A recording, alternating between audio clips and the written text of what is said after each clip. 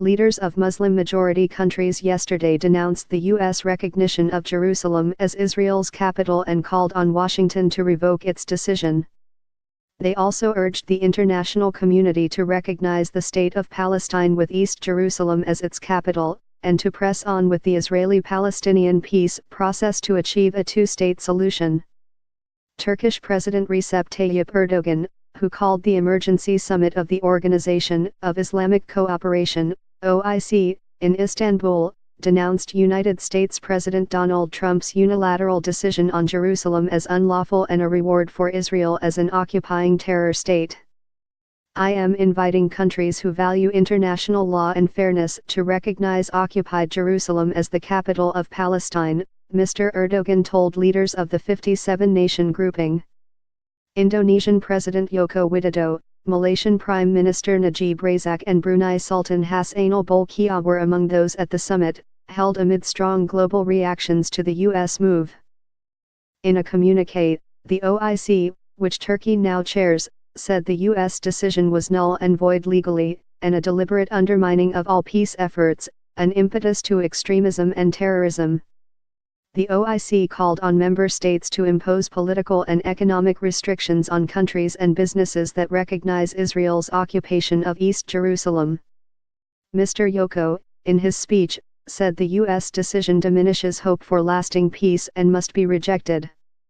He outlined a 6-point proposal for the OIC, including a call for countries with embassies in Tel Aviv not to follow the U.S. decision and move their mission to Jerusalem. He also invited OIC members to work together to boost humanitarian aid, capacity building and economic cooperation for the Palestinians, as Indonesia has pledged to do. The people of Indonesia, and I am sure the people of OIC states, hope that this summit can produce optimal results for Palestine, he said. Datuk Seri Najib said Jerusalem's final status must be resolved through bilateral negotiations between Palestine and Israel under the framework of the two-state solution. The U.S. decision was akin to adding fuel to a combustible situation, he added. We fear that this is a situation waiting to explode as tensions continue to escalate in the region. We need to reverse negative trends and create conditions for peace talks, in order to advance the prospects for a two-state solution. We must be reminded that Al-Quds is sacred to Muslims and is also a place of great religious significance for other faiths, Mr. Najib said, using the Arabic name for Jerusalem. We should therefore do all we can to preserve peace in the city and ensure access for worshippers of all faiths. The meeting follows one by Arab foreign ministers in Cairo who demanded the U.S. retract its decision. Yesterday, Palestinian President Mahmoud Abbas told OIC leaders that there could be no peace in the Middle East until East Jerusalem was recognized as the capital of an independent Palestine.